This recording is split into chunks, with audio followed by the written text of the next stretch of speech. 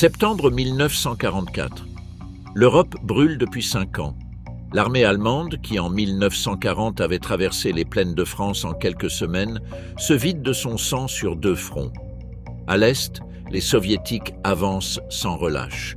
À l'ouest, les Alliés ont rompu la Normandie et poursuivent maintenant une Wehrmacht en retraite à travers la Belgique et les Pays-Bas. La guerre semble proche de sa fin. Les généraux britanniques sentent que le moment est maintenant ou jamais. Alors, le maréchal de terrain Bernard Montgomery présente un plan audacieux, un plan qui, s'il fonctionne, pourrait terminer la guerre avant Noël. On l'appelle Opération Market Garden. Mais à 80 km du front, cachés parmi les forêts et fermes du nord-est de la Hollande, reposent 2 divisions blindées SS que les services de renseignement alliés sous-estiment délibérément. Et à la tête de ces divisions, un général de 50 ans né dans les montagnes du Harz, vétéran de la Première Guerre mondiale, pilote de combat, officier des Waffen-SS depuis ses premiers jours, le SS Obergruppenführer Wilhelm Dietrich. Personne à Londres ne s'attend à ce qui va se passer. C'est l'histoire de la contre-attaque qui a détruit une opération conçue pour gagner la guerre. Avant de continuer, je voudrais te montrer quelque chose qui, je pense, mérite particulièrement ton attention si tu es un véritable passionné de la Seconde Guerre mondiale. Au cours des derniers mois, nous avons travaillé sur une collection consacrée exclusivement à l'un des épisodes les plus impressionnants du conflit, la bataille de Berlin de 1945. Nous avons rassemblé plus de 200 photographies historiques, inédites ou très rarement vues, organisées dans une collection photographique qui permet de parcourir visuellement les derniers jours du Troisième Reich. Il ne s'agit pas simplement des mêmes images qui apparaissent encore et encore dans les documentaires. Nous avons recherché des photographies moins connues montrant les rues de Berlin, des soldats, des véhicules, des bâtiments détruits et des scènes capturées pendant ces journées décisives de 1945.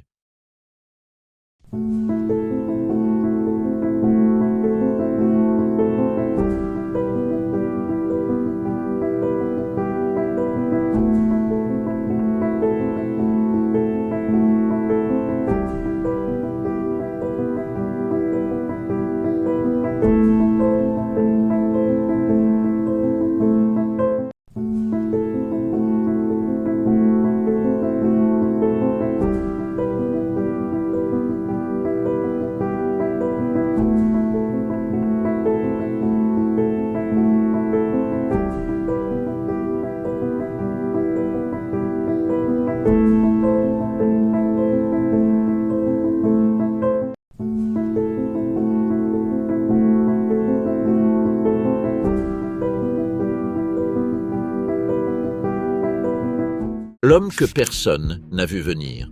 Wilhelm Dietrich est né le 26 février 1894 à Wernigerode, une petite ville située au bord du massif du Harz, dans ce qui est aujourd'hui l'État allemand de Saxe-Anhalt. Son père était représentant de commerce.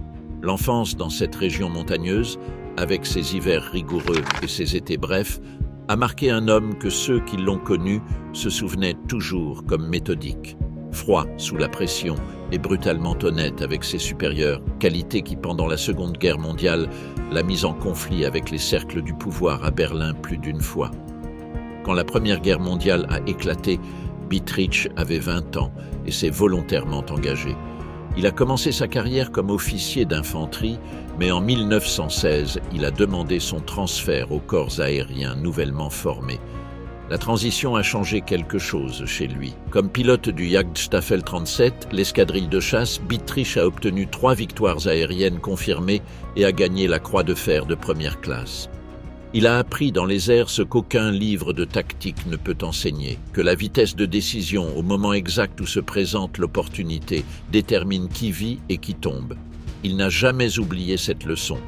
Après la guerre, Dietrich s'est brièvement intégré au Freikorps, les unités paramilitaires qui ont combattu l'agitation révolutionnaire en Allemagne, avant de s'incorporer à l'armée régulière de la République de Weimar. Au début des années 1930, il était déjà officier d'état-major et en 1932, il a adhéré au NSDAP.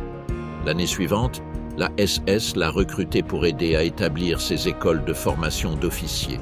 Son expérience en tant que militaire de carrière était exactement ce que l'organisation de Himmler avait besoin pour se doter d'une structure professionnelle réelle. Ce qui a suivi a été une succession de commandements de plus en plus importants dans les divisions des Waffen-SS, le régiment Deutschland pendant la campagne de France, la division Das Reich sur le front de l'Est, la division de cavalerie SS Florian Geyer dans les opérations de sécurité en Union soviétique. Et à partir de février 1943, le commandement de la 9e division Panzer SS Hohenstaufen, avec laquelle il a combattu en Normandie jusqu'à ce que, le 1er juillet 1944, il soit promu au commandement du 2e corps Panzer SS. Mais les mois précédents Arnhem avait laissé des traces.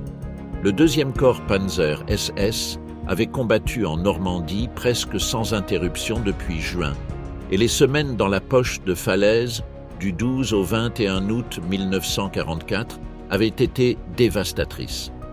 Les Alliés avaient fermé le piège et écrasé des dizaines de milliers de soldats allemands. Le corps de Bittrich est sorti de ce chaudron, mais à peine reconnaissable. Les véhicules blindés détruits ou abandonnés par manque de carburant lors de la retraite.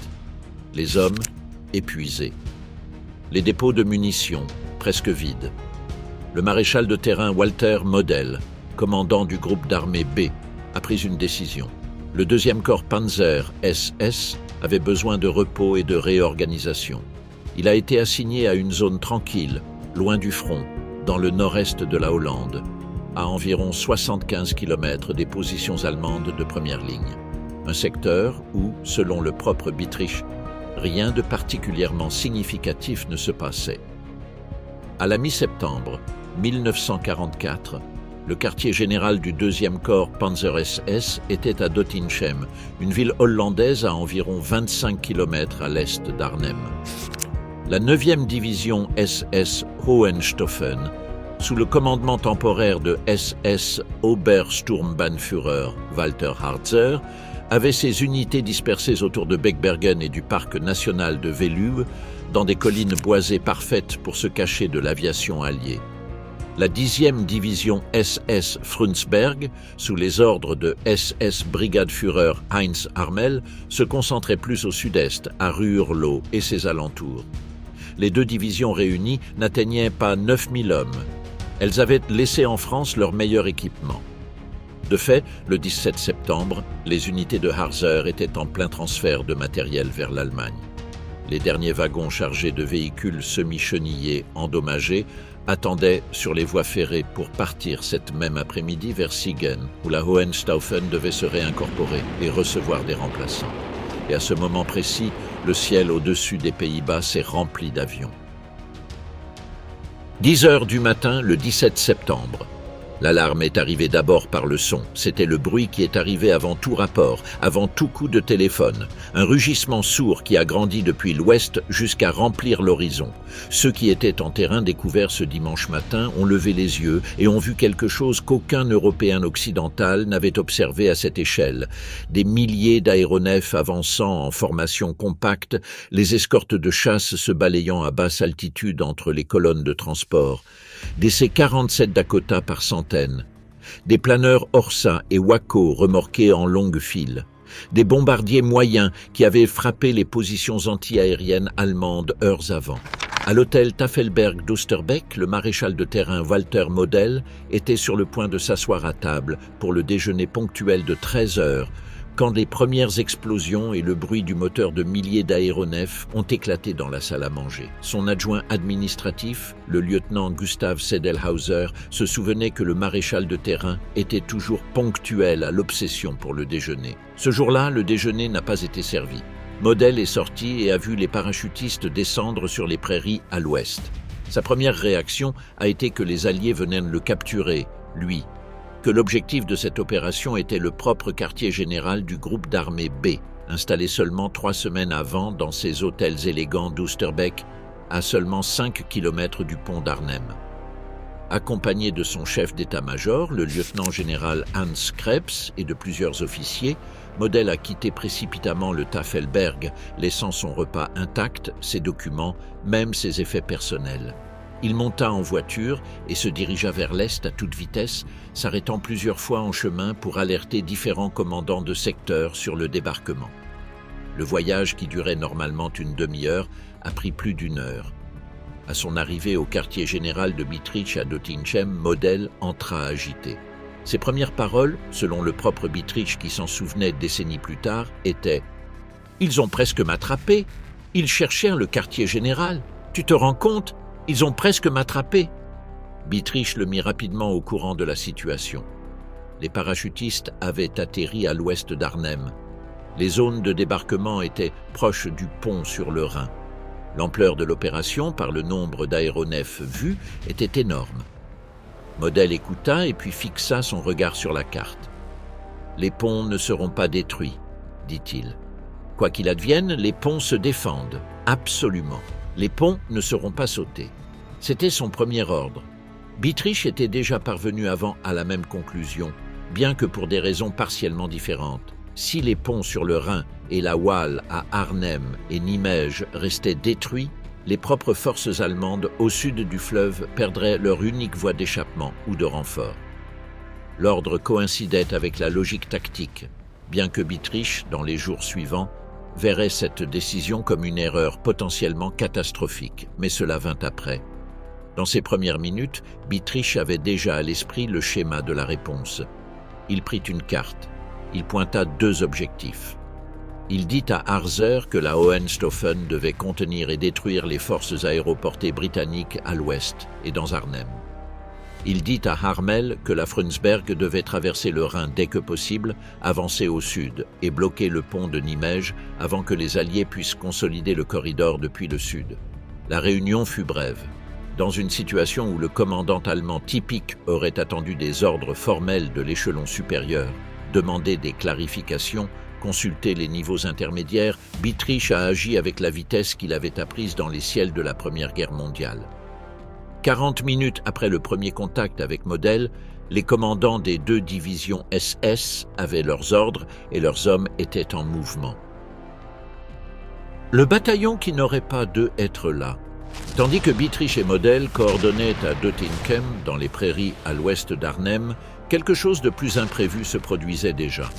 Le SS Sturmbannführer Joseph Kraft avait 37 ans en septembre 1944.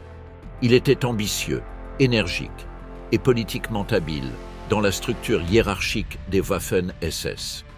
Son unité, le 16e bataillon d'instruction et de remplacement SS, était composée principalement de jeunes recrues en différentes phases de formation de base avec des cadres de sous-officiers expérimentés. En total, environ 450 hommes. Ils étaient arrivés dans la zone de Wolfez seulement quelques jours avant, déplacés parce que le maréchal de terrain Model avait décidé de s'installer à Osterbeek et les avait littéralement expulsés de leur logement précédent. Kraft choisit de camper dans les forêts et fermes au nord-ouest d'Osterbeek, le long de la route de Wolfez. Par une coïncidence qui changerait le cours de la bataille, ce point était presque au centre des zones de débarquement marquées sur les cartes de planification alliées pour la division aéroportée britannique. Quand les premiers soldats du 1er bataillon de parachutistes et du 3e bataillon de parachutistes ont touché terre dans les prairies et zones boisées à l'ouest d'Arnhem, Kraft a mis quelques minutes à réagir. Il a envoyé des patrouilles de reconnaissance. Il a déplacé ses compagnies vers l'est, les éloignant de la zone d'atterrissage. Il a établi une ligne de blocage en exploitant le talus du chemin de fer et la densité de la forêt. Et il a divisé ses 450 hommes en petits groupes avec de nombreuses mitrailleuses, avec l'ordre de tirer en rafales courtes depuis des positions cachées pour simuler une force beaucoup plus grande. C'était du théâtre. Mais ça a marché. Les bataillons britanniques qui avançaient par les routes nord et centrales vers le pont d'Arnhem se sont heurtés à cette ligne improvisée et se sont arrêtés. Le problème était que les communications radio des parachutistes britanniques échouaient de manière systématique. Les radios du modèle 22-7 que portaient les bataillons subissait des interférences constantes sur ce terrain boisé, laissant les unités sans coordination entre elles ni avec le quartier général de la division. Pour le lieutenant-colonel John Frost, commandant du 2e bataillon de parachutistes, ce même chaos était paradoxalement un avantage. Sa colonne avançait par la route sud, la plus proche de la rive du Rhin, et la rupture des communications maintenait son mouvement dans l'anonymat pendant les heures critiques du premier jour. Frost n'était pas un officier ordinaire. Ancien officier du régiment des Camerons et vétéran de multiples opérations aéroportées en Afrique du Nord et en Méditerranée, il avait gagné sa réputation comme homme qui fonçait en avant quand d'autres hésitaient. Ses propres hommes le décrivaient ainsi. Quand la situation s'assombrissait, Frost avançait. Cet après-midi du 17 septembre, son bataillon a trouvé le trou dans la ligne défensive de Kraft et l'a traversé presque sans opposition. Kraft a enregistré le combat avec la brièveté propre à un rapport de guerre, bien qu'avec l'exagération inévitable. Il a affirmé dans son journal que la ligne de son bataillon avait maintenu la masse des troupes britanniques loin du pont. Et en un sens strict, il avait raison. Les 2 bataillons principaux qui tentaient d'atteindre le pont par les routes nord et centrales sont restés bloqués pendant des heures critiques. Seul le 2e bataillon de Frost s'est glissé par la couture sud avant que la ligne allemande puisse se fermer complètement. À 20h le 17 septembre, des hommes du 2e bataillon de parachutistes ont atteint l'extrémité nord du pont sur le Rhin à Arnhem et l'ont assuré. Ils étaient arrivés, mais ils étaient seuls. La reconnaissance de Grebner est la première décision critique. Bietrich se heurtait cet après-midi à un problème d'information. Ses forces étaient en mouvement, mais le terrain entre Arnhem et Nimège était une inconnue. Il ne savait pas avec certitude ce qui avait atterri là, en quelle force, avec quelles intentions. Les divisions aéroportées américaines de la 82e division aéroportée, qui avait chuté plus au sud près de Groesbeck et Nimège, pouvaient représenter le début d'une attaque convergente. Il avait besoin de yeux sur ce corridor. L'unité la plus mobile et la mieux équipée de la Hohenstaufen était le 9e bataillon de reconnaissance SS, sous les ordres du SS Hauptsturmführer Viktor Eberhard Grebner.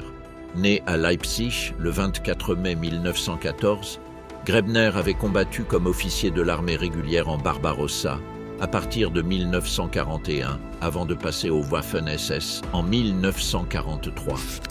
Son parcours à la Hohenstaufen l'avait mené en Normandie, où son agressivité et sa vitesse de décision avaient attiré l'attention de ses supérieurs. Le 23 août 1944, seulement 26 jours avant Arnhem, il avait reçu la croix de chevalier de la Croix de Fer des mains de son commandant divisionnaire, Walter Harzer, qui lui avait remis la décoration lors d'une cérémonie à Hohenderloo qui a été interrompue par l'arrivée de chasseurs-bombardiers alliés. La cérémonie s'est complétée sous les arbres. Ce même 17 septembre, avant que les parachutistes britanniques n'arrivent au pont, le bataillon de Grebner avait déjà traversé le pont d'Arnhem en direction du sud, avec ses véhicules blindés, pour effectuer la reconnaissance ordonnée par Bietrich. Il disposait d'environ 40 véhicules, incluant des véhicules semi-chenillés blindés et des automobiles de reconnaissance, et c'était la force la plus capable que l'une ou l'autre des 2 divisions SS pouvait déployer à ce moment. Grebner a parcouru le corridor entre Arnhem et Nimège. Il a trouvé que la zone était raisonnablement dégagée de forces alliées organisées. La 82e division américaine n'avait pas encore atteint les ponts de la Waal et a envoyé son rapport. Cette nuit-là, avec le pont d'Arnhem maintenant aux mains des Britanniques par le nord, Grebner a reçu l'ordre de revenir à Arnhem immédiatement. Bietrich avait gagné ses yeux. Mais maintenant, le chemin de retour de ses yeux passait par un pont que les Britanniques contrôlaient. Ce qui s'est produit le matin suivant a changé la bataille. Le pont, le matin du 18 septembre. C'était environ 9 heures du matin le 18 septembre quand les sentinelles du 2e bataillon dans les étages supérieurs des bâtiments flanquant l'extrémité nord du pont ont d'abord entendu puis vu la colonne de Grebner s'approcher du sud. Un éboueur hollandais qui faisait sa tournée matinale près du pont a probablement été la première victime de ce jour-là, quand les parachutistes ont tiré sur son camion en entrant dans le secteur qu'ils contrôlaient. Frost et ses hommes étaient déjà 16 heures sur le pont.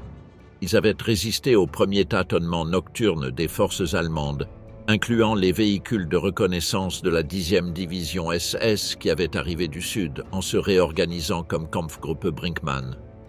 Les Britanniques avaient brûlé la nuit précédente un camion allemand qui tentait de traverser, laissant sa carcasse fumante sur la rampe nord comme un obstacle gênant, mais qui prouvait aussi que le pont pouvait être défendu depuis les bâtiments environnants.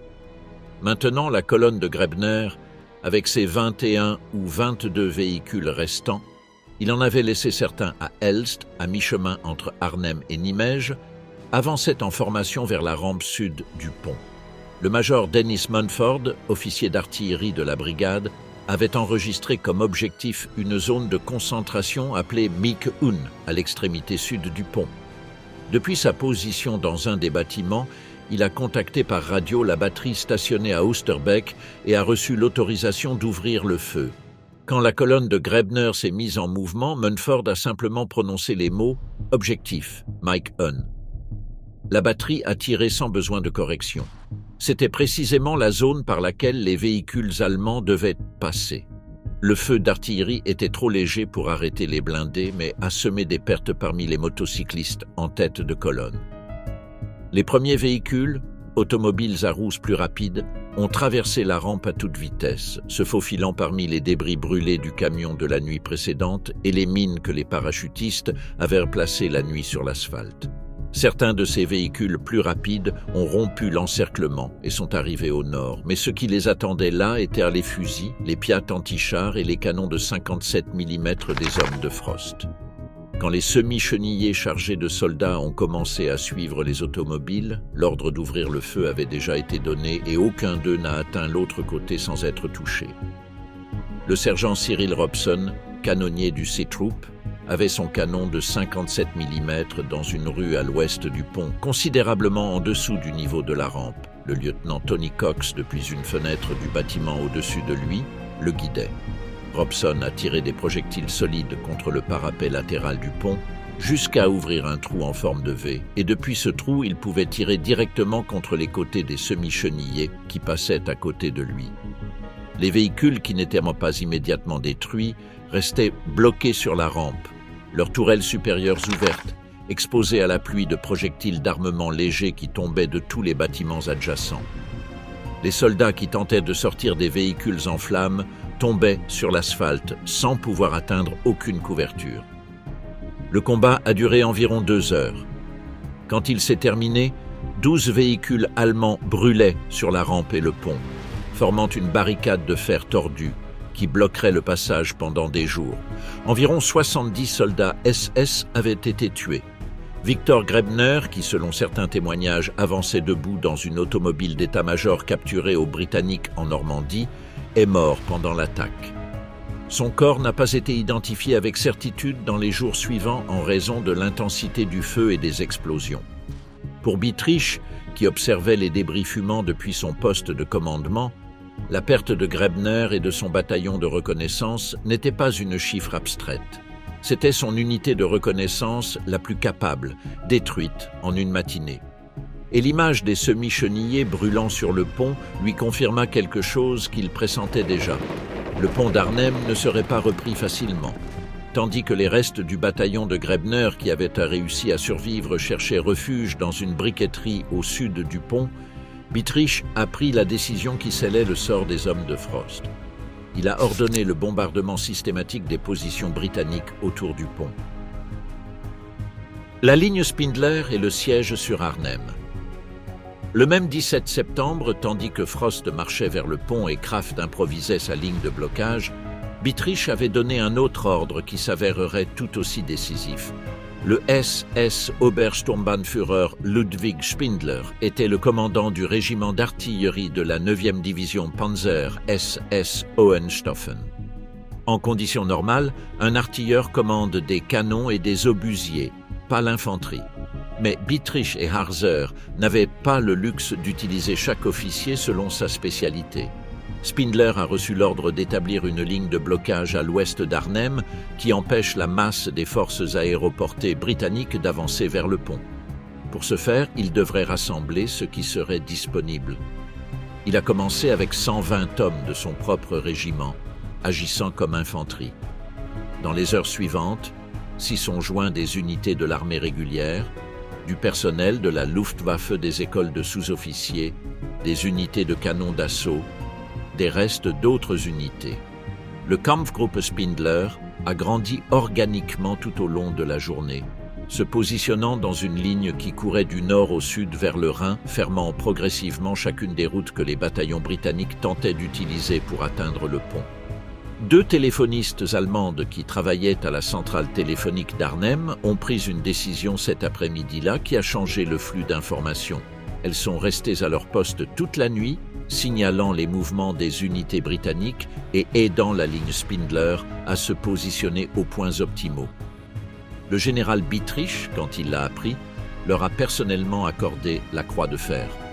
La ligne Spindler, appelée par les Allemands Sperrlinie Spindler, était l'axe de ce que Harzer appelait le blocus Harzer, un dispositif défensif qui prétendait sceller Arnhem par l'ouest et isoler le pont de la masse des forces britanniques qui continuaient à atterrir dans les zones de débarquement à plusieurs kilomètres de distance. Aux côtés de la ligne Spindler opéraient d'autres groupes, comme le Kampfgruppe von Alverden avec ses canons d'assaut, qui couvraient les flancs et défendaient les rues étroites de la ville où les Britanniques tentaient d'avancer dans les jours suivants.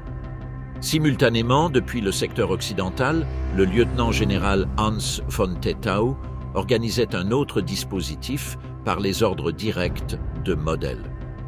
Le groupe von Tettau s'est formé avec un mélange hétérogène d'unités disponibles dans la région.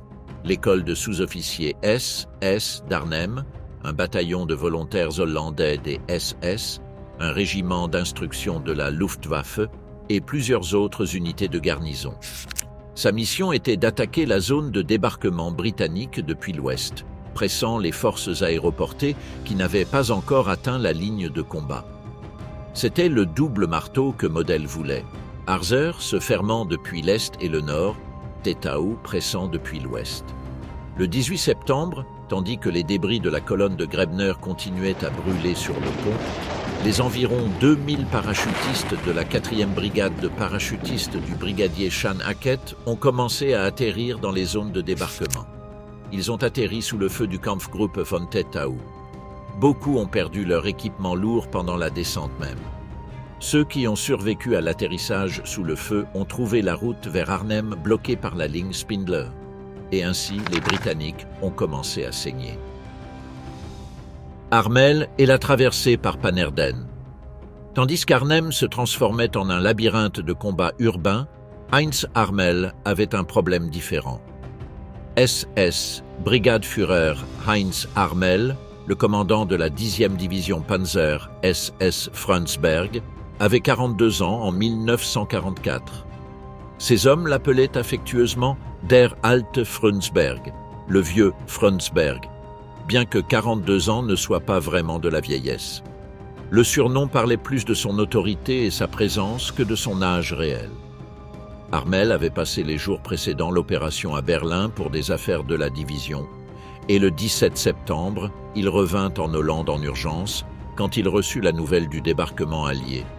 Quand il arriva au quartier général de la Frundsberg à Velp, approximativement 3 km au nord-est d'Arnhem, il trouva son chef d'état-major, le lieutenant-colonel Petsch, qui le mit au courant de la situation avec un air d'épuisement. « Dieu merci, vous êtes revenu », fut la première chose qu'il lui dit. Harmel appela alors Bittrich en personne et dit qu'il allait le voir. Bittrich n'avait pas dormi non plus, se souvenait Harmel des années plus tard. Quand j'ai entré, il a commencé à m'expliquer la situation penchée sur ses cartes, la colère et la frustration visible. L'ordre pour Harmel était clair. Déplacer sa division vers le sud, traverser le Rhin et arriver à Nimège pour bloquer les ponts sur la Waal avant que le 30 corps britannique puisse y accéder depuis le sud. Le problème, Le pont d'Arnhem, qui était la seule connexion entre la rive nord et la rive sud du Rhin dans cette zone, était aux mains de Frost. Armel a vu la carte et a compris l'ampleur du problème. Sa division complète, véhicules, blindés, artillerie, hommes, devrait traverser le Rhin par un ferry dans le village de Pannerden, environ 8 km au sud-est d'Arnhem. Un ferry fluvial traversant une division motorisée entière. Le Rhin à cet endroit a plus de 200 mètres de large, avec des courants variables. Les barges disponibles étaient Nantes. Les routes menant à l'embarcadère sont devenues de la boue en quelques heures sous le poids du trafic des véhicules militaires. Bietrich, anticipant le problème, avait déjà ordonné que les opérations du ferry commencent avant que Armel n'arrive. Mais la réalité a surpassé toutes les prévisions de temps. Dans les premières 24 heures, les ingénieurs de Armel n'ont réussi à traverser que 2 bataillons d'infanterie de l'autre côté du fleuve. Les chars et les véhicules lourds attendaient sur la rive nord en longue file d'attente. Les attaques aériennes alliées pendant le jour forçaient à arrêter les opérations et ne les reprendre qu'à la nuit tombante. Armel a demandé à Bietrich avant de partir pour Pannerden pourquoi on ne détruisait pas le pont de Nimège pour empêcher les Alliés de le traverser. Bietrich a répondu avec honnêteté. Il avait soulevé la question à Model à plusieurs reprises. Model l'avait toujours rejeté. Les ponts étaient à l'Allemagne. Ils ne seraient pas détruits. Armel a écouté et est parti. Il a lui-même considéré en son fort intérieur que si les circonstances changeaient, il ferait ce qu'il considérerait comme militairement nécessaire. Cette ambiguïté entre l'ordre de Model et l'interprétation tactique de ses subordonnés a eu des conséquences dans les jours suivants. Les 88 heures de Frost, la nuit du 17 au 18, du 18 au 19, du 19 au 20, le 2e bataillon de parachutistes a résisté à l'extrémité nord du pont pendant 88 heures sans recevoir de renfort, sans ligne d'approvisionnement, avec les communications coupées avec le reste de la division et avec les réserves de munitions diminuant à chaque heure qui passait. Les hommes de Frost occupaient un réseau de bâtiments autour de la tête nord du pont, la maison du monsieur Terhorst, le bâtiment de la brigade, l'entrepôt des douanes, plusieurs maisons le long de la Marktplatz. Ils avaient creusé des positions dans les sous-sols, transformé les fenêtres en points de tir et rempli les cadres de sacs de terre. Le bruit était constant, le crépitement des mitrailleuses allemandes, le coup sourd des mortiers, le craquement des murs en recevant les impacts de projectiles. Les premières semaines de l'automne hollandais, en 1944, étaient humides. Le Rhin exhalait de la brume les matins et les nuits refroidissaient rapidement. Les sous-sols des bâtiments où les blessés attendaient sentaient le sang et l'antiseptique improvisé, et les médecins travaillaient avec ce qu'ils avaient, qui chaque jour était moins. Bietrich a dit à Armel qu'il devait rouvrir le pont dès que possible. Model le pressait chaque jour. Dans son propre récit postérieur, Bietrich a reproduit la phrase que Model répétait à chaque visite au quartier général. « Quand est-ce que ce truc finira une fois pour toutes ?» Et Bietrich répondait « En toute ma carrière de soldat, je n'ai jamais vu des hommes combattre aussi durement. » Model répondait sans émotion « Je veux ce pont. » Le Kampfgruppe Knaust, l'unité sous le commandement du major Hans-Peter Knaust, qui opérait avec quelques chars blindés, parmi lesquels des exemplaires des modèles Tiger et Panzer IV récupérés de diverses unités, a commencé ses attaques contre les positions de Frost l'après-midi du 18 septembre. Les Allemands ne tentaient plus de capturer les défenseurs. Ils tentaient de les détruire. La méthode a été méthodique et brutale. Des tirs d'obusiers contre les rez-de-chaussée des bâtiments pour effondrer les structures entières. Les bâtiments s'effondraient sur leurs défenseurs et sur leurs blessés. Ceux qui survivaient à l'effondrement sortaient vers des positions plus exposées. Une petite ville que les parachutistes avaient convertie en forteresse se réduisait pâté de maison par pâté de maison sous le feu d'artillerie allemand. Le 20 septembre, lors de l'un des combats, le lieutenant-colonel John Frost a reçu une blessure d'éclat aux 2 jambes. Il a été transporté à la cave qui servait de poste de secours. Le commandement des combattants actifs s'est reposé sur le major Frédéric Gouf. Cet après-midi-là, les Allemands ont proposé et accepté une trêve de 2 heures pour évacuer les blessés. Frost, en civière, a été amené avec des centaines d'autres blessés à des hôpitaux sous contrôle allemand où ils se convertiraient en prisonniers de guerre. Le 21 septembre, les combats ont continué. Les Allemands du Kampfgruppe Knaust ont réduit méthodiquement les dernières poches de résistance. À midi, l'extrémité nord du pont était de nouveau aux mains des Allemands. Les survivants, la plupart blessés, ont été pris prisonniers. Le 2e bataillon de parachutistes, qui était arrivé au pont avec plus de 700 hommes, avait laissé la majorité d'entre eux dans les maisons détruites ou sur l'asphalte des rues adjacentes. 88 heures. Les ingénieurs allemands ont commencé à retirer les débris carbonisés des véhicules de Grebner de la rampe immédiatement après avoir repris le contrôle. Ils avaient hâte. La priorité était de rouvrir le passage dès que possible pour que les forces de Harmel puissent se déplacer vers le sud pour renforcer Nimège. La bataille pour Nimège. Le 20 septembre, plus au sud, la situation pour les Alliés dans le corridor était différente, mais aussi critique. Les forces du 30 corps britannique, sous le commandement du lieutenant-général Brian Horrocks, avaient quitté leur position de départ en Belgique le 17 septembre avec l'objectif d'avancer presque 100 km par une seule route principale pour atteindre le pont d'Arnhem en 48 heures. Cette route traversait Valkenswaard, Eindhoven, Wegel et Nimège sur un tracé surélevé et étroit, si exposé aux flancs que les parachutistes américains de la 101e division aéroportée avaient déjà commencé à l'appeler Hell's Highway, l'autoroute de l'enfer, avant que le 30 corps n'ait seulement parcouru le premier dixième de son trajet. Les problèmes ont commencé à Son, à quelques kilomètres à peine d'Eindhoven. La 101e division aéroportée du général Maxwell Taylor avait atterri au nord d'Eindhoven le 17 septembre avec la mission de capturer le pont sur le canal Wilhelmina dans le village de Son. Les parachutistes américains sont arrivés au pont. Mais les Allemands l'ont fait sauter à la dernière minute quand les premiers hommes du 506e régiment d'infanterie parachutiste étaient déjà à quelques mètres de ses têtes. L'explosion a ébranlé les champs environnants et lancé des poutres d'acier dans le canal. Les ingénieurs américains se sont mis au travail immédiatement pour construire un pont de ponton provisoire, mais le processus a duré presque 36 heures. Le char de tête du 30 corps est arrivé à Sontard le 18 septembre pour trouver la passerelle d'urgence toujours inachevée. À Nimège, 40 km plus au nord, la situation pour la 82e division aéroportée du général James Gavin n'était pas moins compliquée.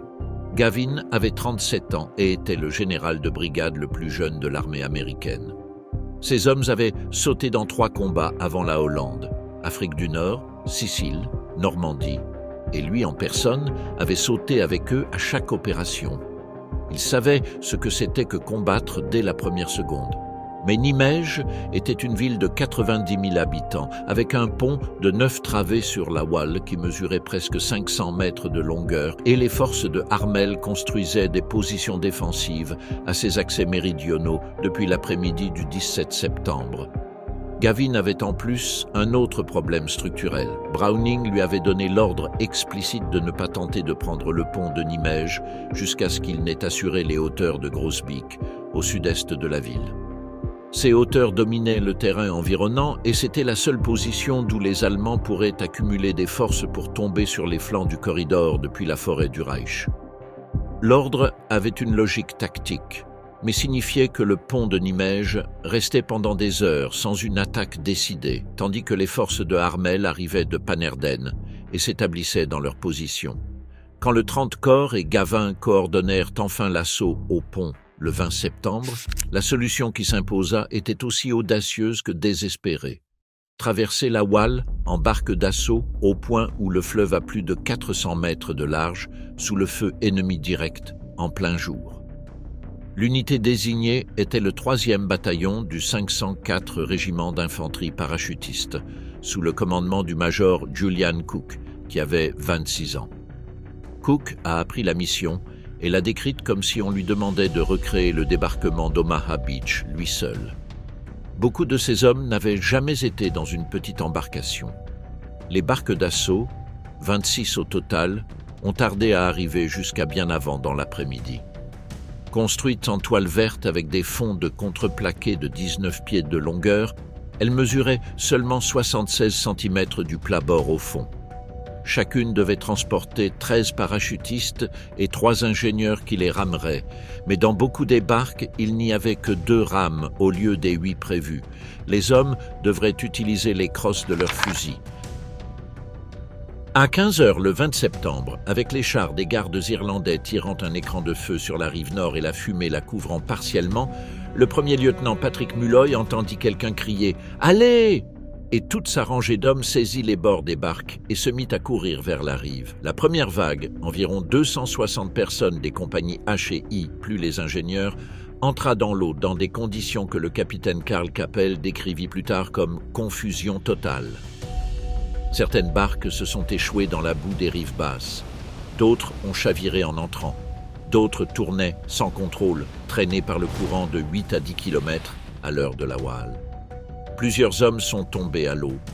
L'un a dû être secouru par Capel, qui s'est lancé à la rivière et l'a sorti à flot, arrivant épuisé à la rive opposée. Le major Cook, catholique pratiquant, ramait avec son propre kayak et priait à haute voix, marquant le rythme des coups de rame. Le lieutenant Virgile Carmichael, depuis une autre barque proche, entendit Cook enchaîner les paroles à chaque coup. « Ave Maria, pleine de grâce. Ave Maria, pleine de grâce. » Puis, les Allemands ont ouvert le feu. Le feu de mitrailleuses lourdes et de mortiers depuis la rive nord balayait l'eau. L'aumônier Quell a vu comment la tête de l'homme assis à son côté disparaissait d'un seul coup de feu. Depuis la centrale électrique de la rive sud où le lieutenant-colonel Giles Vandler des gardes irlandais observait avec des jumelles, le spectacle était d'une dureté qui l'a laissé sans parole. Des années plus tard, il a dit qu'il n'avait jamais vu une démonstration semblable du courage humain. Moins de la moitié des barques est arrivée à la rive nord. Les hommes qui ont débarqué avaient devant eux entre 200 et 800 mètres de terrain plat jusqu'au talus allemand, de 4 à 6 mètres de hauteur, d'où les positions de Harmel balayaient en enfilade. Ils ont couru. Ils sont arrivés au talus avec des grenades et des baïonnettes. Le sergent Theodore Finkbeiner a émergé le tête au-dessus de la crête et s'est trouvé face au canon d'une mitrailleuse à quelques centimètres de son visage. Il s'est accroupi, a lancé une grenade, a attendu l'explosion et a grimpé. Les Allemands ont reculé position par position. À ce moment critique, avec les Américains pressant du nord et les chars des gardes irlandais s'approchant du sud par le pont lui-même, les forces de Harmel sur les 2 rives ont commencé à abandonner le pont. Harmel, qui avait installé son poste de commandement en un point d'où il pouvait voir le croisement, avait préparé les charges de démolition. Aux côtés de l'ingénieur de garde sur la boîte du détonateur, il attendait. Il a vu un char atteindre le centre du pont, puis un deuxième. Quand il y en a eu 4 en file, il a donné l'ordre. « Feu !» L'ingénieur a actionné le détonateur. Rien. Il a essayé de nouveau. Silence. Les câbles, que les parachutistes américains avaient coupés lors de leur assaut à l'extrémité nord, n'avaient pas transmis le signal. Les chars des gardes irlandais ont continué à traverser. Harmel, regardant ces véhicules qui devenaient plus grands et plus proches à chaque seconde, a murmuré à son état-major « Ils seront ici dans 2 minutes ». Il s'est tourné et a commencé à réorganiser ses forces vers le nord, vers Elst et le corridor entre Nimège et Arnhem. Le pont sur la Waal est resté aux mains des Alliés l'après-midi du 20 septembre, mais Arnhem restait allemande. Et entre Nimège et Arnhem, 10 km de route surélevée gardée par les canons de Harmel attendaient les chars du 30 corps. Les Américains qui avaient traversé la Waal ont perdu dans l'assaut plusieurs de leurs meilleurs hommes. Au coucher du soleil, avec le pont pris et l'extrémité nord assurée, le major Cook, qui était en mouvement pendant des heures, s'est assis au bord de la route et a pleuré. Les gardes blindés ont pris plusieurs heures pour traverser le pont et commencer l'avance vers le nord. Au moment où les premiers chars atteignaient les environs d'Elst, il faisait nuit noire et Harmel avait déjà ses 88 mm pointant sur la route surélevée. Le 30 corps a arrêté son avance jusqu'au lendemain. Arnhem était à 10 km. Le chaudron d'Oosterbeek, tandis que les événements à Nimège et le pont d'Arnhem se déroulaient, le gros de la première division aéroportée britannique, sous le commandement du général de division Robert Urquhart, était resté piégé dans un périmètre de plus en plus réduit autour de la ville d'Oosterbeek.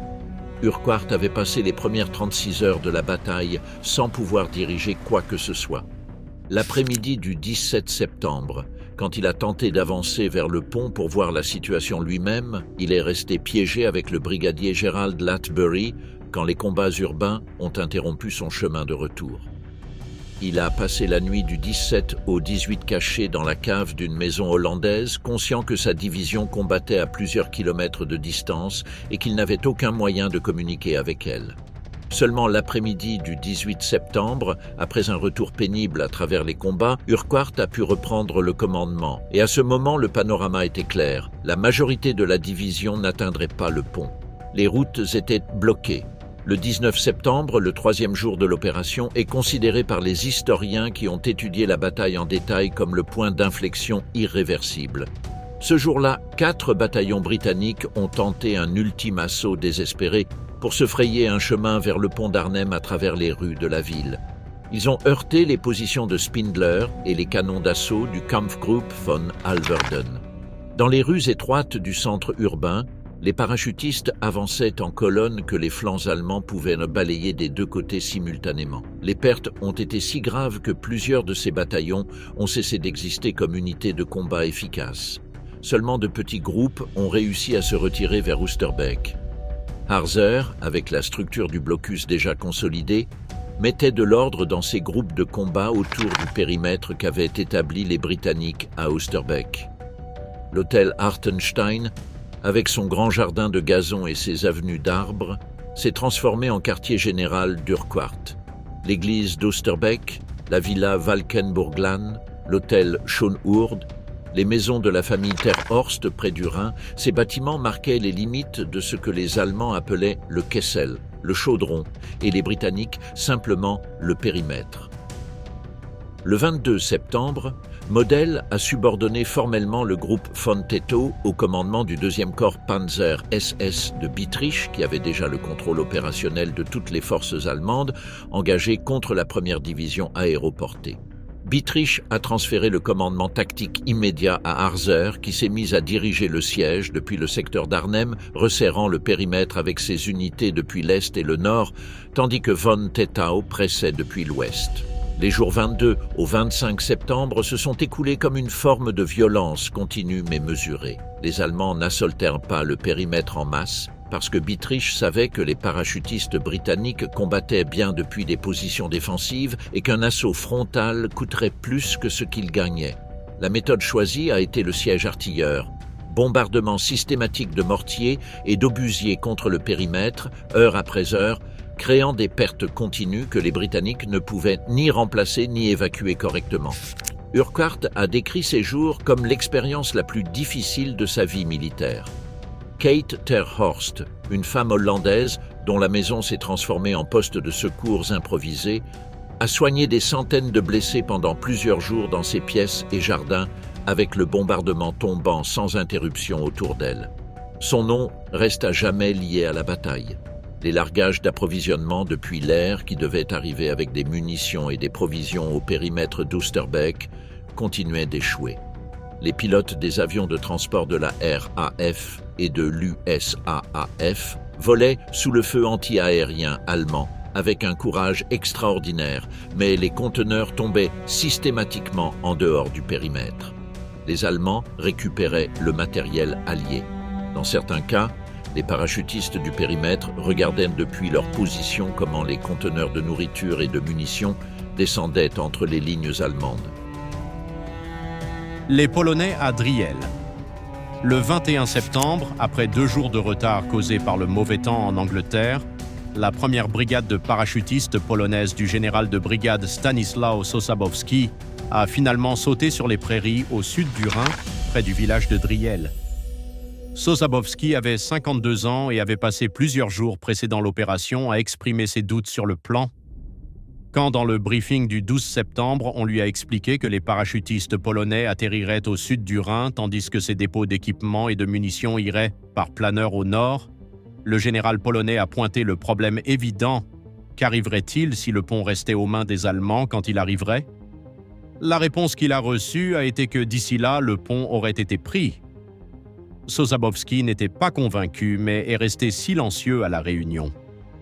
Au moment où les Polonais arrivaient sur le sol hollandais le 21 septembre, Le pont d'Arnhem était déjà plusieurs jours de retour aux mains des Allemands. Le ferry qu'ils devaient utiliser pour traverser au nord et se joindre à Urquhart avait été détruit. Et depuis la briqueterie au sud du pont, les restes du bataillon de reconnaissance SS qui avait survécu à l'attaque de Grepner, réorganisé maintenant en une petite force défensive, harcelaient les Polonais depuis le terrain surélevé, les clouant dans la boue sous le feu de mitrailleuses. Les tentatives de traverser le Rhin pendant la nuit avec ce qui aurait pu être disponible ont échoué en grande partie. Les courants étaient forts. Les barques improvisées que les ingénieurs hollandais et les Polonais eux-mêmes trouvaient n'étaient pas suffisantes, ni en nombre ni en capacité. Dans la nuit du 22 au 23 septembre, seulement environ 50 soldats polonais ont réussi à traverser au périmètre d'Oosterbeek. Dans la nuit du 23 au 24, environ 150 de plus, des nombres qui ne changeaient pas l'équilibre des forces dans le siège. Le 23 septembre, la situation au sud s'est aussi compliquée. Les Allemands ont lancé des contre-attaques contre l'arrière du corridor du 30 corps, coupant temporairement les lignes d'approvisionnement. Harmel avait positionné ses groupes de combat, incluant des chars et des canons anti-chars de 88 mm, dans le village d'Elst, à 10 km au sud d'Arnhem, sur la route surélevée qui était la seule route viable pour les blindés britanniques. Les gardes blindés du 30 corps ont tenté d'avancer par cette route à plusieurs reprises, mais la combinaison de la chaussée surélevée, qui exposait complètement les silhouettes des chars, avec les canons de Harmel de part et d'autre, a transformé l'avance en un exercice meurtrier. Le 30 corps est arrivé jusqu'à Driel, mais n'a pas pu avancer plus au nord. Arnhem restait à 10 km de distance, une distance infranchissable dans ces conditions.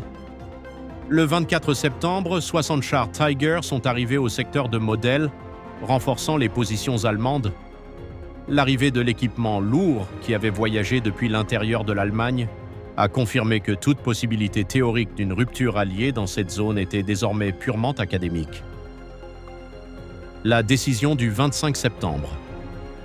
Urquhart a reçu l'ordre de se retirer le 25 septembre. Ce n'était pas une surprise. Il savait depuis des jours que la situation était intenable. Le périmètre d'Oosterbeek avait été réduit à un rectangle d'approximativement 900 mètres par 700 mètres, avec plusieurs milliers d'hommes, combattants, blessés, personnel d'arrière, médecins, entassés dedans. Les munitions pour les armes lourdes étaient épuisées. La nourriture arrivait en quantité qui permettait à peine de fonctionner. Les blessés s'accumulaient dans les postes de secours sans possibilité d'évacuation. Le jour 24, le colonel médecin de la division, Graham Warrack, a demandé une trêve pour évacuer les blessés. Bietrich l'a accordé et le propre Bietrich a reçu Warrack. Le médecin britannique se souvenait de la réunion comme quelque chose d'étrange et presque surréaliste. En pleine guerre, face à un général SS, on lui a servi des rafraîchissements et la conversation a été courtoise. Bietrich a autorisé l'évacuation cet après-midi. Près de 250 blessés en civière et 200 blessés légers ont été transportés vers Apeldoorn en jeeps et ambulances allemandes. La nuit du 25 au 26 septembre a été l'opération Berlin. Le nom était une ironie sombre. L'objectif le plus ambitieux du plan allié réduit maintenant à une retraite nocturne de survie. Urquhart a organisé le départ avec le plus grand silence possible. Les hommes ont enveloppé leurs bottes avec du tissu pour amortir le bruit des pas. Ils ont avancé en rangée, la main sur l'épaule du soldat de devant pour ne pas perdre le contact dans l'obscurité. Les blessés qui ne pouvaient pas se déplacer sont restés derrière, avec les médecins volontaires qui ont choisi de rester pour s'en occuper. La nuit était sombre et pluvieuse. Le Rhin, à ce point, a environ 250 mètres de large. Les ingénieurs canadiens et britanniques avaient disposé des bateaux à rames et des canots pneumatiques. Le feu allemand de mortiers et de mitrailleuses a éclaté à plusieurs moments, semant des pertes dans les files d'attente. Mais l'obscurité et la pluie ont couvert en partie le croisement. Plus de 2398 hommes ont réussi à traverser vers le sud avant l'aube, incluant le général de division Urquhart. Environ 300 de ceux qui ont tenté de traverser ont été tués ou sont restés prisonniers pendant l'opération. Et à l'aube du 26 septembre, des centaines d'hommes de plus restaient piégés sur la rive nord, incapables de traverser à la lumière du jour sous le feu allemand. Ils ont été capturés. la première division aéroportée britannique avait commencé l'opération avec plus de 10 000 hommes. À la fin du bilan, 1485 sont morts au combat et plus de 6400 ont été capturés. Le nombre exact des blessés qui n'ont pas pu être évacués et sont restés aux mains des Allemands a dépassé 3000. Le prix est la question. L'opération Market Garden a démontré quelque chose que les planificateurs militaires de l'époque savaient en théorie mais ont oublié dans la pratique, que l'information que tu n'as pas vaut plus que celle que tu as mal. Les services de renseignement alliés s'avèrent de la présence d'unités SS blindées dans la zone d'Arnhem. Le s'avère depuis au moins le 10 septembre, quand le quartier général de la 2e armée britannique du général Dempsey avait émis une note interne avertissant de la présence de formations Panzer en cours de réorganisation en Hollande. Le savait le réseau de résistance d'Arnhem. Le chef du renseignement clandestin de la ville, Henry Knapp, avait envoyé des rapports tout au long de la semaine précédant le saut identifiant la présence d'unités blindées dans les forêts au nord et nord-est d'Arnhem. L'un de ses agents avait détecté des chars avec des marques distinctives, des lettres en forme de F inversées et une balle à la base, que Knapp a identifié au moyen d'un manuel allemand capturé comme appartenant à la 9e division Panzer SS Hohenstaufen. Et le savait le jeune officier de renseignement du 1er corps aéroporté allié, le major Brian Urquhart, sans aucun lien familial avec le général Roy Urquhart, qui le 15 septembre avait obtenu 5 photographies aériennes d'un vol de reconnaissance RAF au-dessus de la zone d'Arnhem, dans lesquelles, avec une loupe, on pouvait clairement voir la silhouette de véhicules blindés allemands, certains à moins de 2 km des zones de débarquement marquées sur les plans de l'opération. Ce même 15 septembre, Brian Urquhart a apporté les photographies au bureau du général Browning. Il les a placées sur la table. Browning les a étudiées une par une. Selon la reconstruction que le propre Urquhart a faite des années plus tard, Browning a dit « Moi, à votre place, ne m'inquiétera pas pour ces choses. » Et puis, pointant les véhicules blindés dans les images, « De toute façon, ils ne sont probablement plus opérationnels. » Urquhart a insisté, qu'ils soient opérationnels ou non, ils restèrent des chars avec des canons. Browning n'a pas modifié sa position. Le jour suivant, le 16 septembre, le CHAEF, le quartier général suprême allié, a émis son sommaire de renseignement numéro 26, qui incluait l'avertissement explicite que lundi, la 9e division SS Panzer et présumément la 10e ont été rapportées se retirant vers la zone d'Arnhem en Hollande. Elles y recueilleront probablement de nouveaux chars d'un dépôt rapporté dans la zone de Cleves.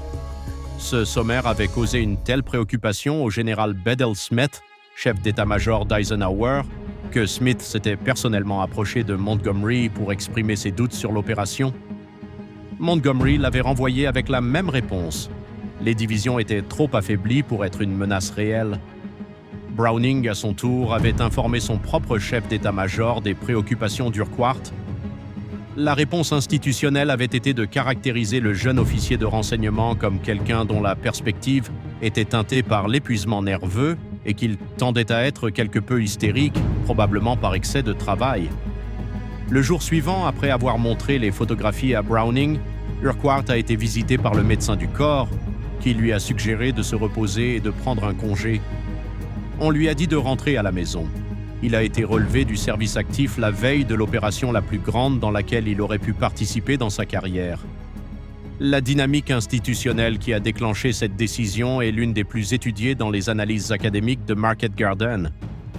Le brigadier Gordon Walsh, chef d'état-major du 1er corps aéroporté britannique, l'a résumé avec franchise dans les déclarations ultérieures.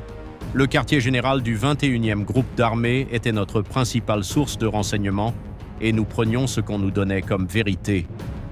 Et la vérité officielle qui émanait du quartier général de Montgomery était que l'armée allemande en Hollande était au bord de l'effondrement total.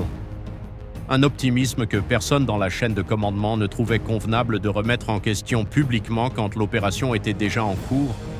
Cet optimisme avait des racines compréhensibles mais dangereuses. Après la rupture de la Normandie en août, les divisions allemandes avaient reculé à travers la France et la Belgique dans une débandade qui, aux observateurs ralliés, semblait une désintégration totale. Anvers était tombé le 4 septembre pratiquement sans combat.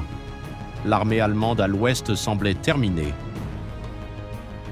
Ce que les planificateurs de Market Garden n'ont pas détecté ou n'ont pas voulu détecter était que la Wehrmacht, comme elle l'avait démontré dans la Première Guerre mondiale et sur le front oriental, avait une capacité extraordinaire à reconstituer ses forces quand on lui donnait même un bref intervalle de réorganisation. Et le 2e corps Panzer SS de Bietrich s'était déjà reconstitué pendant plus de 2 semaines dans les forêts au nord-est d'Arnhem. Il y a un détail que les historiens citent fréquemment comme le symbole le plus précis de cet échec de perception. Le 11 septembre, quand l'équipe d'avant-garde du quartier général de Model arriva à Oosterbeek pour inspecter les logements possibles, l'un de ses membres, le lieutenant Gustav Sedelhauser, visita les hôtels de la ville et fut particulièrement satisfait des installations du Hartenstein et du Tafelberg. Il remarqua particulièrement les magnifiques logements et fit remarquer que l'équipe n'avait pas pu rester plus de quelques jours nulle part pendant des semaines et espérait pouvoir faire la lessive. Sedelhauser choisit le Tafelberg pour modèle. Le Hartenstein, avec ses grands jardins et ses chambres supplémentaires, serait réservé pour l'état-major. Pour le 15 septembre, le quartier général du groupe d'armée B de Model était pleinement opérationnel à Oosterbeek, à 3 km des zones de débarquement prévues pour la première division aéroportée britannique. Le réseau de résistance hollandais le savait. L'un des agents de Knapp avait observé une enseigne quadrillée blanc, rouge et noir sur l'entrée du Tafelberg, la bannière d'un commandant de groupe d'armées allemand, et l'avait signalé. Le rapport est arrivé aux canaux alliés. Mais ni cette donnée n'a modifié les estimations officielles. Quand la bataille s'est terminée, les questions sur qui avait échoué et en quoi n'ont pas tardé à se multiplier. Le général Montgomery a défendu Market Garden jusqu'à la fin de sa vie comme une opération qui était à 90% du succès. C'était une affirmation que les survivants d'Arnhem trouvaient difficile à partager. L'opération avait pris 4 ponts sur les 5 prévus, oui, mais le 5e était le seul qui comptait. Et l'échec sur ce pont avait des conséquences qu'un pourcentage ne pouvait pas résumer. La Hollande est restée partiellement occupée pendant un autre hiver, avec des conséquences qui ont tué plus de civils que les combattants tombés dans les 9 jours de l'opération. Le général Browning, pour sa part, a inventé la phrase qui s'est volontairement transformée en épitaphe de Market Garden. Quelques jours avant le saut, pendant l'un des briefings de planification, quelqu'un a pointé que la distance entre le point de départ du XXX Corps et le pont d'Arnhem était trop grande pour la couvrir dans le temps prévu. Browning a répondu « Peut-être essayons-nous d'aller trop loin ». La phrase en anglais « Going a bridge too far » lui a été attribuée par Cornelius Ryan des décennies plus tard, et Ryan l'a utilisé comme titre de son livre de 1974 sur l'opération. Browning a toujours nié l'avoir prononcé.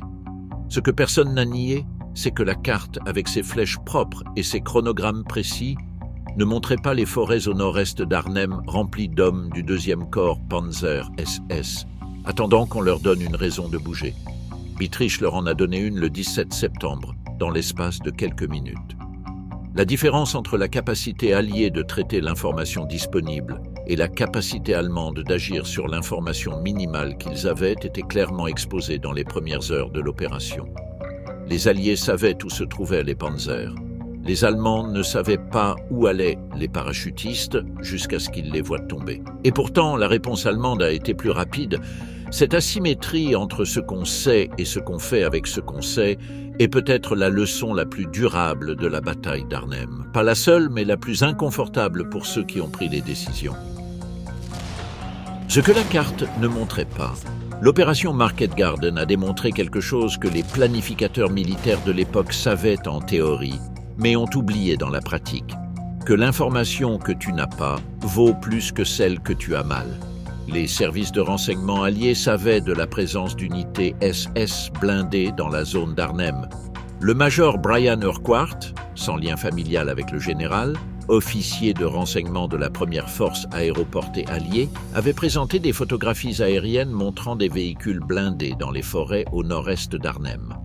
Le commandant du renseignement de l'opération a été relevé de ses fonctions quelques jours avant Market Garden, officiellement pour épuisement. Les photographies ont été rejetées comme sans pertinence. On a supposé que les divisions étaient trop affaiblies pour représenter un danger réel. Le lieutenant-général Frederick Browning, commandant du corps aéroporté, a un rôle compliqué dans les analyses historiques de l'opération. C'est lui qui a approuvé en dernier ressort les plans d'Urquhart incluant les zones de débarquement éloignées du pont et le calendrier échelonné d'arrivée. C'est lui qui a reçu et rejeté les avertissements de renseignement. Et c'était lui, selon le général Sosabowski et d'autres témoignages, qui a répondu aux préoccupations du commandant polonais sur le plan avec la phrase qui devint célèbre « Mais mon cher Sosabowski, les diables rouges et les braves polonais peuvent faire n'importe quoi ». Sosabowski ne s'est pas rassuré. Quand en septembre 1944, il a demandé ses ordres par écrit, il a expliqué à Browning qu'il ne voulait pas être considéré responsable du désastre qu'il prévoyait. L'histoire a prouvé que Sosabowski avait raison, bien que cette correction soit arrivée trop tard et à un prix trop cher. Du côté allemand, la combinaison de la présence de Bittrich avec la présence fortuite de Model au lieu exact où les parachutistes atterrissaient constituait une confluence de facteurs qu'aucun plan allié n'aurait pu complètement anticiper. Model était le commandant du groupe d'armée B. Le fait qu'il était en train de dormir et de prendre le petit déjeuner à 3 km des zones de débarquement était une coïncidence historique. Que cette coïncidence signifie que la réponse allemande a commencé non après des heures de confusion et de débat dans les chaînes de commandement, mais dans l'espace de minutes à partir du premier atterrissage, avec le commandant suprême de la région donnant des ordres directement au commandant du seul corps blindé disponible, a été déterminant. Model et Bittrich, au même endroit, le même jour, avec l'autorité combinée pour activer une réponse immédiate. Le champ après la bataille. Dans les jours qui ont suivi la fin des combats à Oosterbeek, la population civile hollandaise est sortie dans les rues. Oosterbeek avait avant la guerre environ 10 000 habitants. La majorité était restée dans la zone pendant les 9 jours de combat, réfugiés dans les caves, sous les escaliers, dans n'importe quel espace offrant une certaine protection contre le feu constant. La famille Ter Horst, dont la maison a été utilisée comme poste de secours, a accueilli dans ses pièces et son jardin plus de 300 blessés dans les jours du siège. La dame Kate Ter Horst parcourait les chambres, lisant des psaumes aux blessés qui attendaient d'être soignés ou mouraient en attendant. Quand les combats se sont terminés, les voisins d'Oosterbeek ont trouvé leur ville transformée. Les jardins des hôtels étaient traversés de tranchées. Les arbres des avenues avaient été écimés par les éclats. Les bâtiments du centre portaient les marques des impacts de projectiles, des fenêtres aveugles avec des sacs de terre, des façades effondrées. L'odeur de poudre à canon et de terre remaniée a pris des semaines à se dissiper. Les morts alliés ont été récupérés et enterrés initialement dans des cimetières de campagne improvisés. Avec le temps, la Commonwealth War Graves Commission a établi le cimetière de guerre d'Oosterbeek sur le terrain de la villa Hartenstein, où reposent maintenant plus de 1750 soldats alliés dans des tombes ordonnées sous les chênes du jardin. La plupart étaient de jeunes gens de 20 ans, en provenance d'Angleterre, d'Écosse, du pays de Galles, de Pologne, d'Irlande.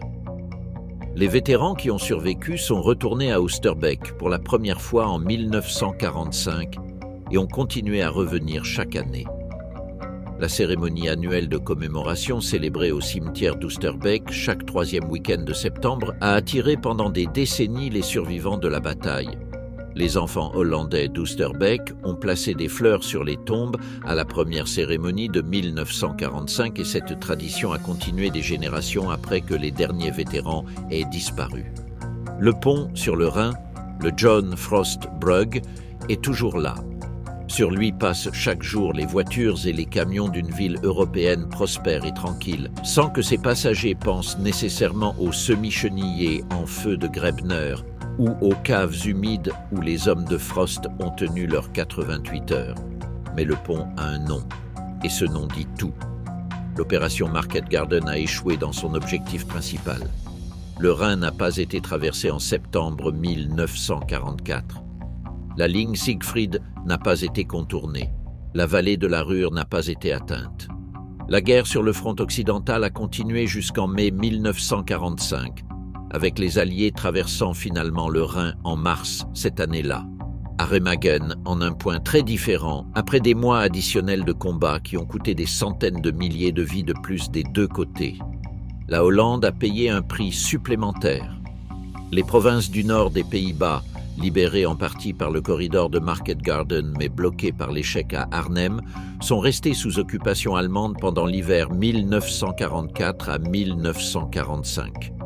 Cet hiver est devenu connu dans l'histoire hollandaise sous le nom de Hongerwinter, l'hiver de la faim. La pénurie alimentaire causée par le blocus allemand des territoires occupés et la fermeture des transports a tué entre 18 000 et 22 000 civils hollandais entre novembre 1944 et mai 1945. La décision de lancer Market Garden, prise dans les semaines d'euphorie qui ont suivi la libération de Paris et la rupture de la ligne allemande en Normandie, était basée sur l'hypothèse que l'armée allemande était au bord de l'effondrement total. Sur le papier, la logique était compréhensible. Sur le terrain, la réalité était différente. Ce que la carte ne montrait pas, c'était les 9 000 hommes épuisés mais fonctionnels du 2e corps Panzer SS, se reposant dans les forêts de Hollande. Et ce qu'aucune photographie aérienne ne pouvait capturer était la vitesse avec laquelle un commandant capable peut transformer une force usée en une réponse efficace quand les circonstances l'exigent. Dietrich l'a fait en quelques heures. Ça a été suffisant.